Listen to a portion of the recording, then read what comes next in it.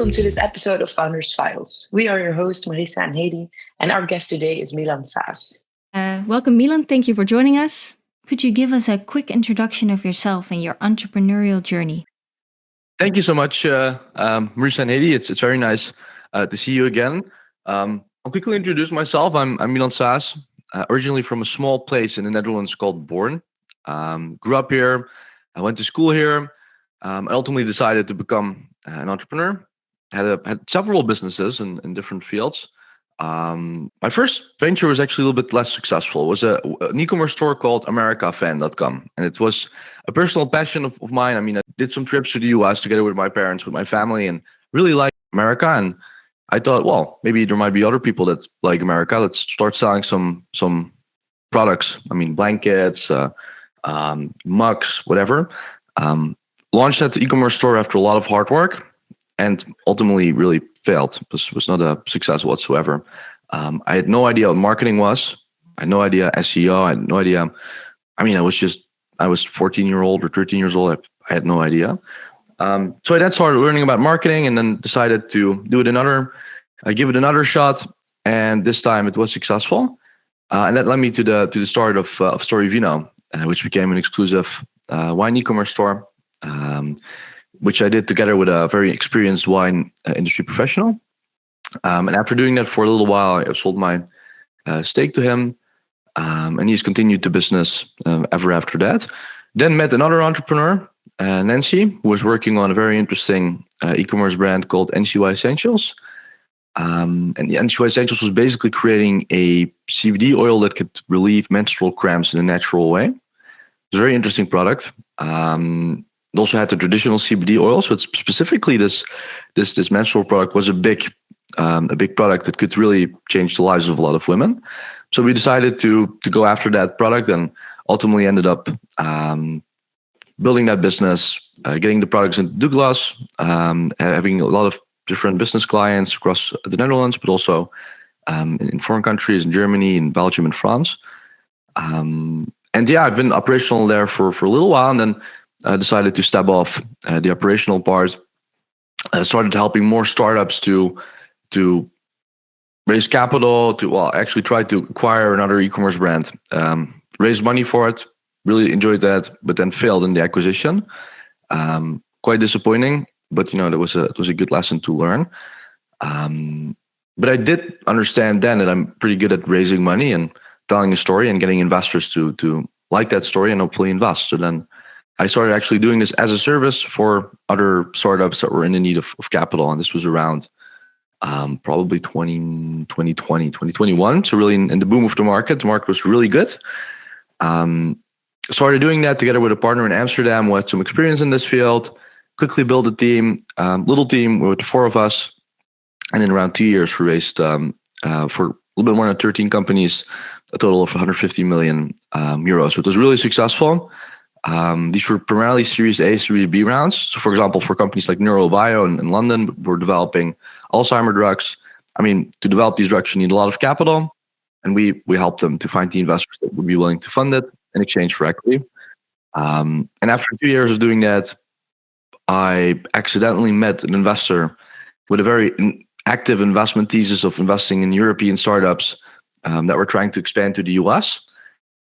And that's kind of the moment where I know, well, I really understood. I want to become an investor. I want to not just facilitate and be a broker. I want to do these investments myself. I want to be in that journey for the long term. So I should embrace this opportunity and just go after it. And that's what we did. And we raised our first fund in end of 2021, beginning of 2022. Have almost fully invested that fund. We're now in the process with the new fund. And yeah, we've been investing in companies for the last, 2 years and a little bit now. And it's been an amazing journey, looking for entrepreneurs that can really change the world, and then investing capital in them and really trying to support them in their journey. So yeah, that's my introduction basically. And what challenges have you faced along the way, and how did you overcome them? I think a lot of challenges, right? I mean, I dropped out of school when I was 15. That's where the challenges began, because I mean, it's not, especially here in the Netherlands, where well, I think everywhere, but in Netherlands especially, because we're really attached to this education system that is where parents actually see a certain path for you, but also society sees a certain path for you. You need to actually go to school, you need to go to college or university, and then you start working when you have enough experience. And I was quite young when I said I don't want to do this, and I'm going to do it my own way, and I don't believe that I will need university to achieve that. And when you're 15, that's quite a bold statement to make, and a lot of people get, including your own parents, they get really frustrated and confused with what you're about to do. And honestly, if I look back at it, I probably didn't have any idea of what I was doing, but somehow deep inside of me, I did know, okay, this is the right thing to do. But it was difficult because then the law doesn't allow you to do it, so you need to find loopholes around it, which makes things a little bit more difficult. You need to find the support from your parents, basically, just like convincing your investors. I mean, my parents at that age were my investors, not so much financially, but more supportive mentally and obviously, I mean, legally. So I saw that as basically convincing investors to believe you and to believe in your vision and to support you. And that's what I did with my parents when I was 15. And ultimately with all the people that came after that, and all the process that was started by making that decision, and all the people that tell you that you're crazy. All the friends of my parents told them, like, why do you let your son do this? Why do you support him in this? So that was the first real challenge, which was both this business but also very personal, and that I had to overcome to even start. And then the business starts, right? So then you get, at some point, you go to the court, you get declared an adult, you get your business bank account, you can do all the things you want, and then you're sitting there and you're like, well, now I have everything and I can get started, but now the real business starts. That's maybe even more difficult. And then obviously a lot of things fail. So I tried to start businesses, failed. Tried to buy a business, failed. Tried to do deals which were amazing, and my head was already celebrating that those deals would come true. They didn't. I think being a successful entrepreneur is very much about overcoming failure and seeing failure as something rather good than bad. For listeners who are not familiar with venture capitalism, could you shortly explain what being a venture capitalist means? Yes, absolutely. So basically, a venture capitalist is somebody, or a fund, or whatever, a person that is investing money and time and energy in entrepreneurs and their companies, in the dream that that company becomes a very big company, in the dream of that company becoming Facebook, YouTube, Google, WhatsApp, Snapchat, Instagram, Airbnb, TikTok. A lot of technology that you use today has been funded by venture capitalists. I mean, you might be watching this from your Apple iPhone. Apple was funded by venture capitalists.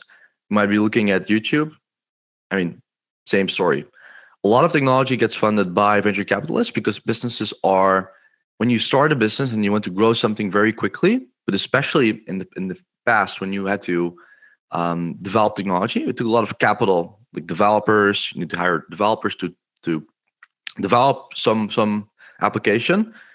You need to put in a lot of money in order for even to build a product, let alone then get it to market.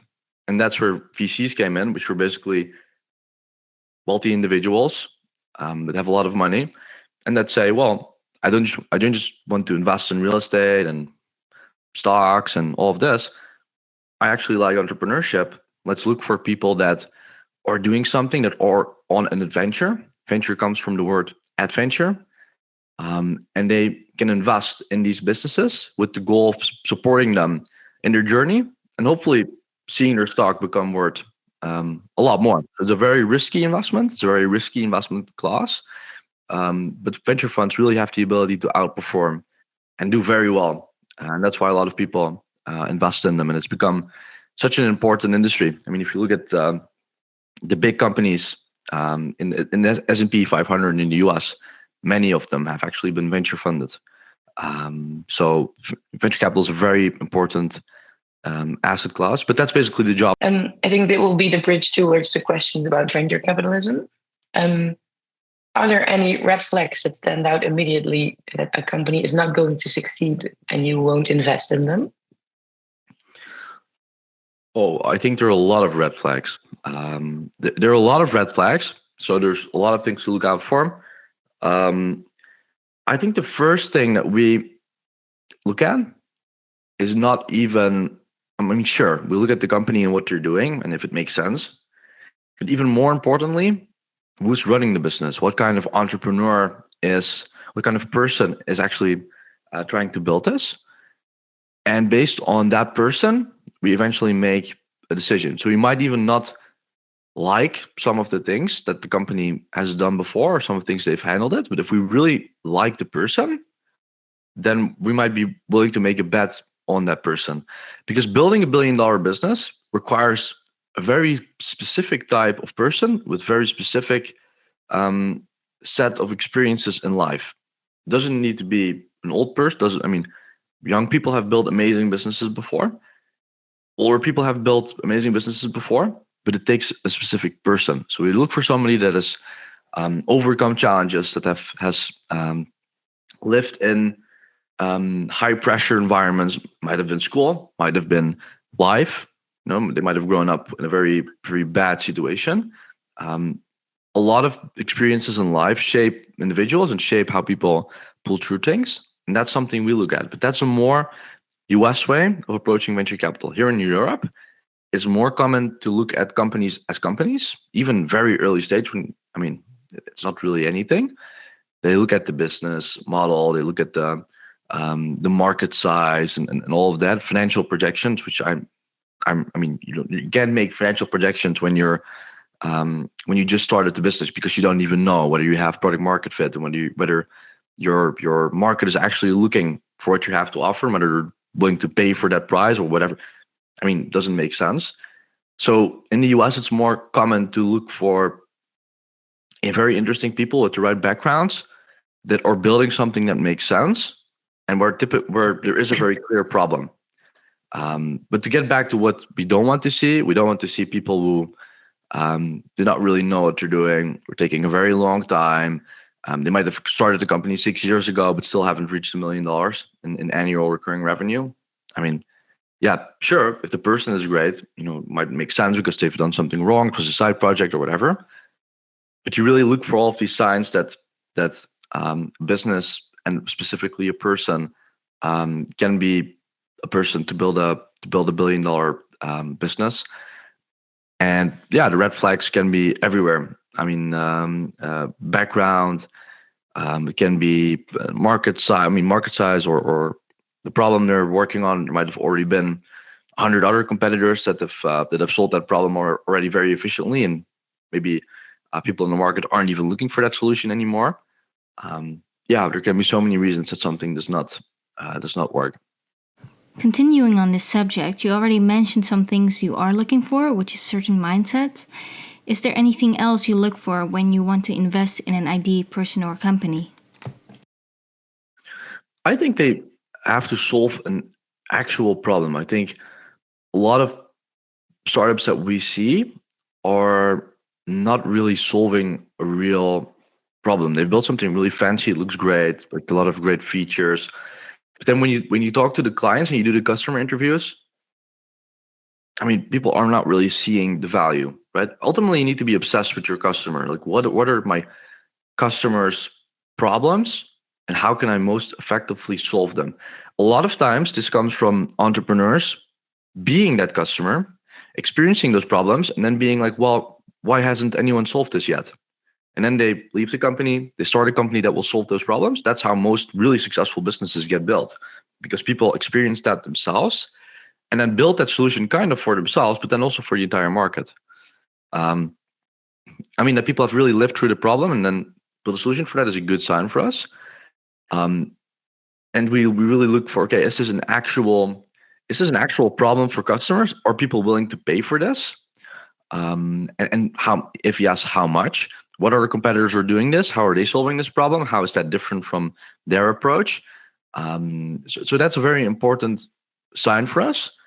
I think one thing that is a lot of people don't speak about this, and it is uncommon to talk about. But there's another thing that we really look for. Does the entrepreneur actually understand the venture capital route? Because when you choose to raise money from investors, there's a very specific expectation on how fast you scale your company and how fast you grow. You can't just grow 20% a year when you raise venture funding, because that's not going to work. It doesn't work in our fund dynamics. Like I raise a fund. Let's say it's $100 million fund. I need to invest that. I mean, just going to be very easy. I'm going to skip management. I'm going to give a very easy example. In 20 companies, that means I need to invest $5 million in every company. If I want to get my $100 million back, I need at least one company who's going to go 20x.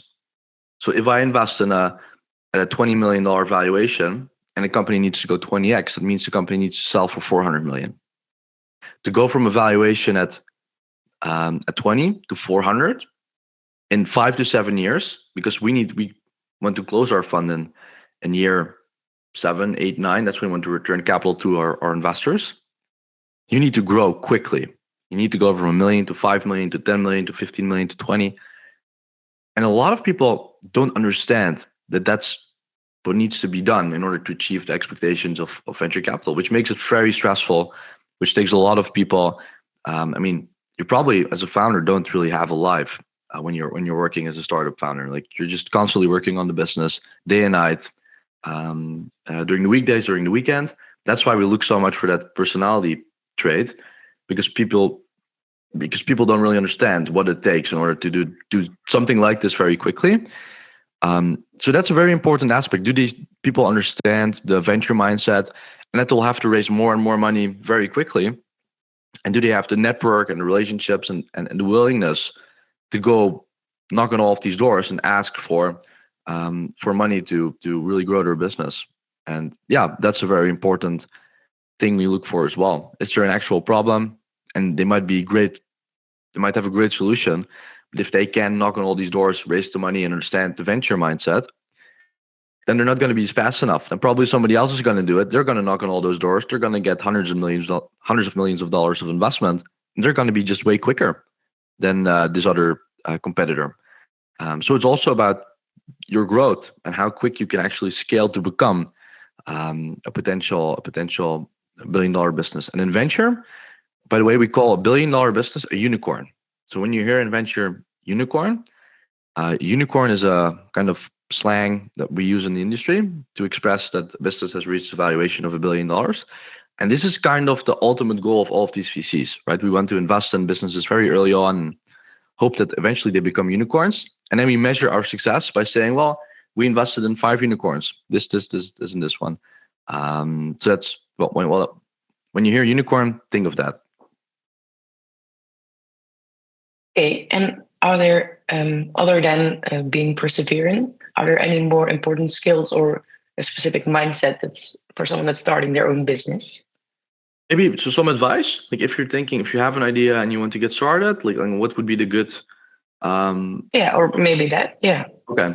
Okay. So I think if you're just starting out, I think it's really important to look at like the customer interviews we do as investors. You need to do them as well. You need to go and find out, are people actually willing to pay for this? Sometimes the best way to actually figure this out is to just work for a company that has this problem. So why not just join a company, do it for a couple of months, and then leave? That's something you could do. And you still have some income on the side, right? That's great. If you're trying to start something, be very realistic, right? Obviously, you have to pull through, and you should accept that there are going to be failures, and you will have to pull through that in order to succeed.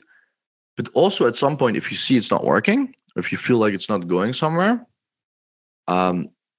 there's also the sometimes you need to accept that it's not going to work. Like I had the acquisition and all those other things. I just said this is not going to work. Let's leave it here. On to the next one. And when you can do that, then sometimes, you only have to be right once. So when you are right, then you're fine.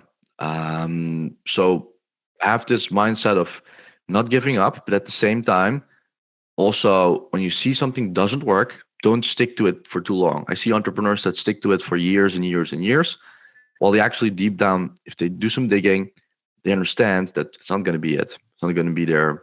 They're not going to build a business around this, and that would be sad, right? If people do that, sometimes you just need to move on.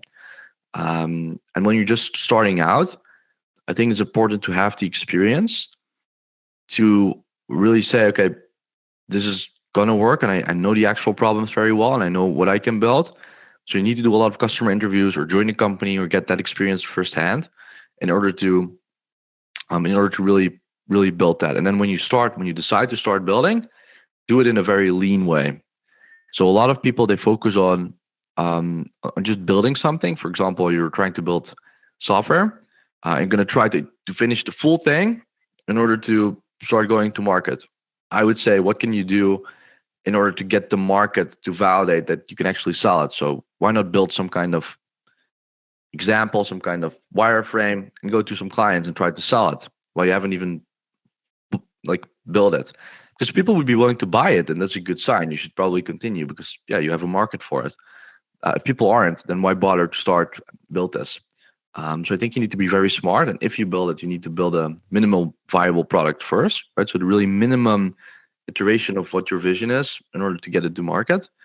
Um, I think that's very important. But when people start with this, I would really recommend them to read the book 0 to 1 by Peter Thiel. Amazing book that talks about going from zero to that first important milestone in the startup journey, and talks a lot about minimum viable products.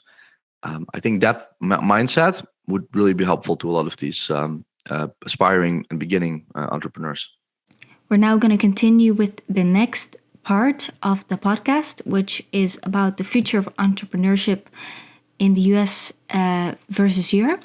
How come there's such a big difference between venture capitalism in the US and Europe? Well, that's a really good question, and that goes into a lot of deep questions and studies and all of that, which we don't have time to cover even the beginning of. But I think simplifying things, the US has a very entrepreneurial mindset. And this goes back into the history of the country and how this country was formed, the core values, freedom. This history, I think, has built a certain society where risk is appreciated, where people go and really live the American dream, right? Really going for a life where they have freedom, financial security, but also financial freedom. And this is something that is inspired. People are proud of achievements of other people in their country. People are fine with failure. It's okay to fail. You're going to succeed the next time, and having some failure on your track record is fine.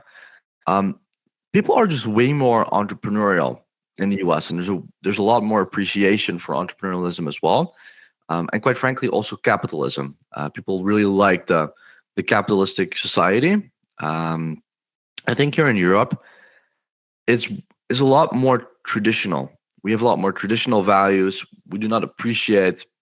We don't really have something like the American dream, where we look up and we really, yes, people are ambitious, but different. It's very different. I think in those beliefs and core values, that's where a very big part plays of this difference.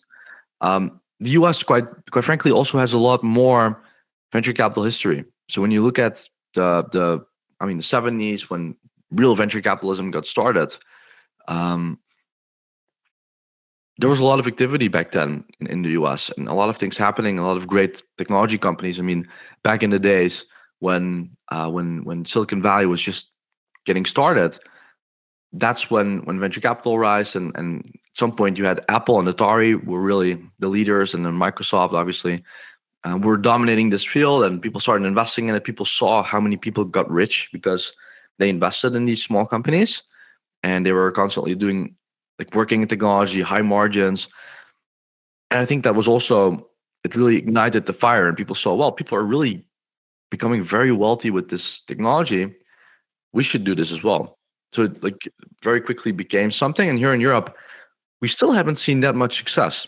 Yes, we have great companies that were built. Here in the Netherlands, Agen was an amazing success story with a lot of people profiting very well. Booking.com, but it's I mean, it's not comparable to the amount of growth and wealth and innovation in the US. And I think that comes down to society, culture, and quite frankly, also the financial results from the prior investments that have been made. And I think this is something that's really gonna get worse. I mean, when you sell in the US market, you have one big market with many different states. Everybody speaks English. Dominantly, it's similar culture. It's much easier to scale there. There's great capital markets when you want to exit, when you want to go to the right, when you want to do an IPO or get acquired. There are a lot of possibilities when you want to raise growth capital in the US. There are a lot of possibilities here in Europe. There are many different markets with different languages, different cultures, different regulations. And if you want to scale your business, for example, my wine business, when we wanted to go to France, you need to have everything in French. You need to adhere to the French regulations. You need French customer support. You need French labels. It's just very difficult to scale to all of these different markets. And that also slows down companies a lot.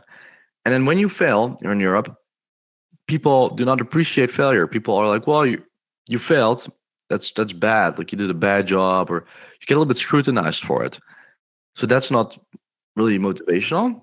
And when you do succeed and you show up in your whatever great car, people buy great cars, then people are, well, he's become successful, and it's not really, yeah, people are not very positive about it.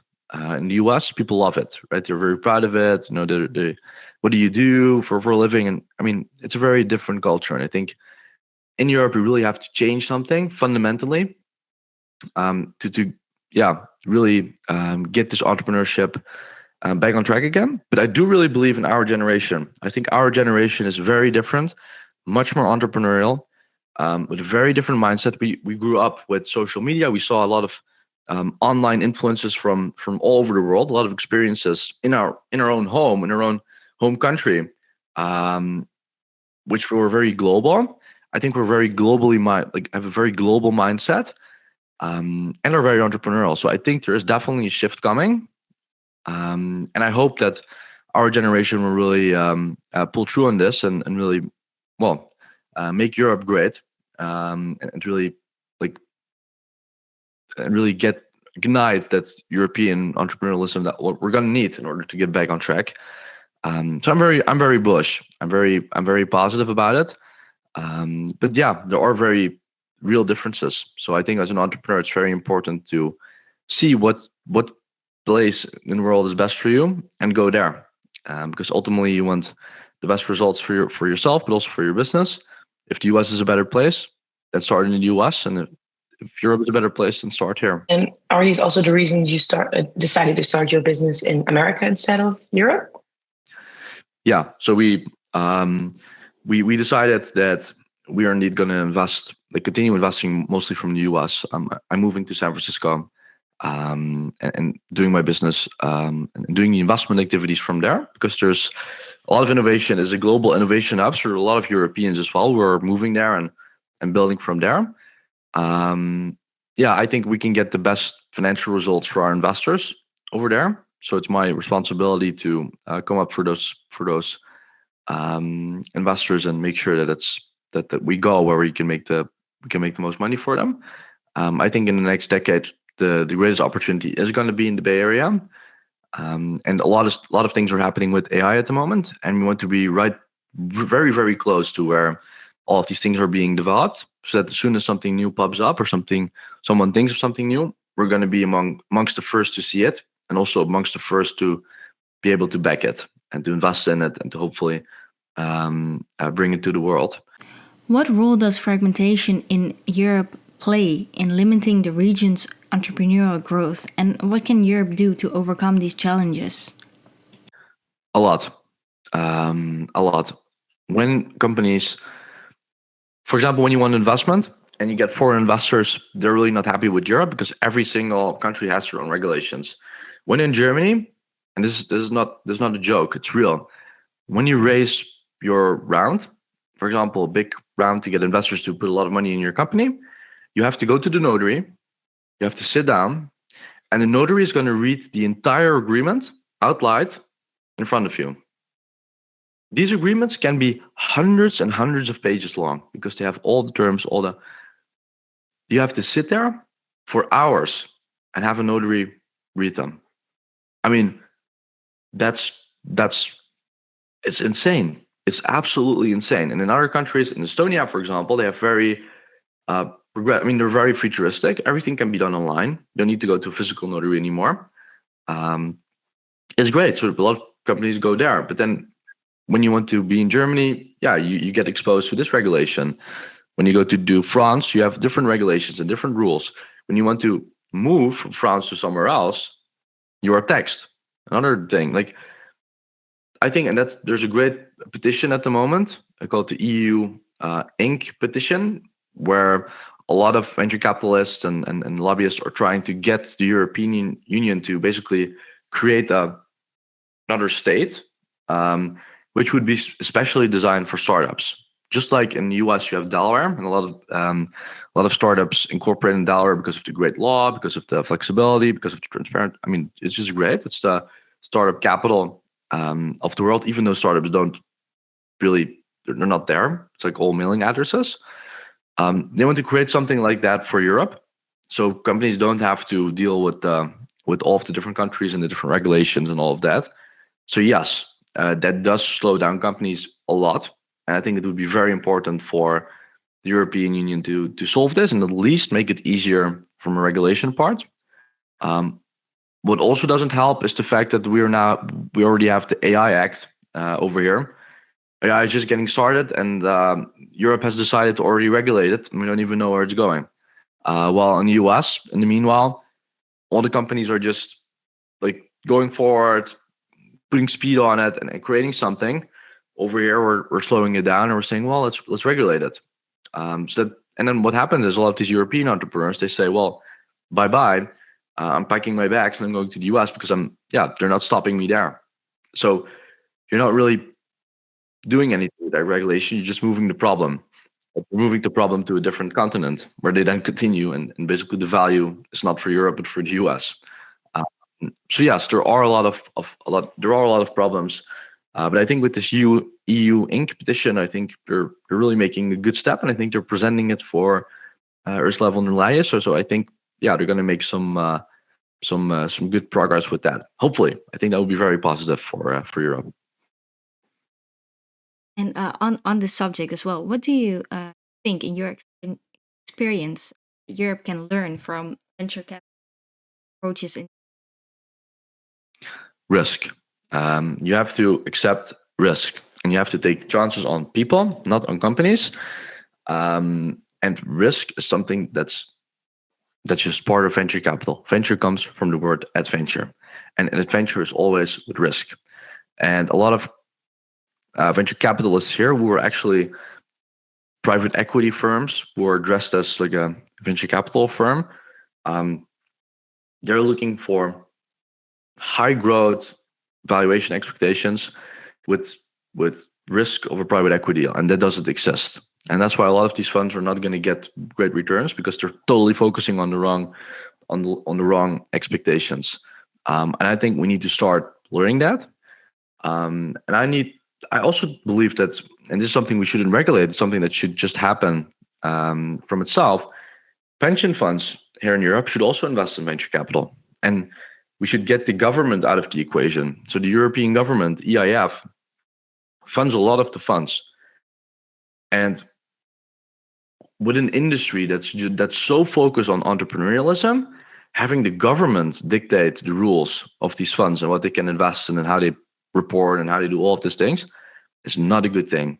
Government and entrepreneurship and innovation doesn't go hand in hand. It's ridiculous. In the US, government does not back startups. It's all privately funded because investors believe they can get great returns. Here, the government has to step in and provide funding because otherwise nobody would invest. That's bad. And I think the only thing that governments can do is create special tax incentives for individuals and for people that want to invest in venture, and give them certain advantages. They do have those advantages in the US, and they give people something called QSBC, which is a QSBS, which is called Qualified Small Business Stock. You're tax exempted for certain exits. If a company gets sold, up to 10 million, you don't get taxed.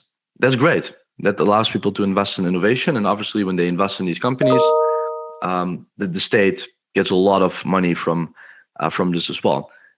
I think that's something that's Europe really can learn from the US. Instead of trying to be the investor, they should facilitate investment. And it's really important that they really wake up all the pension funds, because everybody, all three of us, but also everybody outside is contributing to venture funds, and venture funds are not committing to innovation. They're not investing in venture capital. They're missing out on great returns, and instead they invest in oil companies here in Europe. And I don't understand why. You can invest in innovation. The next gen, like the next wave of really great, like the next industrial revolution is coming with this whole AI thing. And US pension funds are really doubling down on it, investing a lot, which then will really benefit all the people that are entitled to their pensions, right? They're going to have great pensions, and we're not doing it. So I think it's also really sad for all of the people that are in Dutch pension funds, but also in European pension funds. Yeah, the pension funds are not creating any exposure in the venture industry, while they should. So yeah, there are a lot of things that are pretty concerning, and a lot of things that we can learn from the US.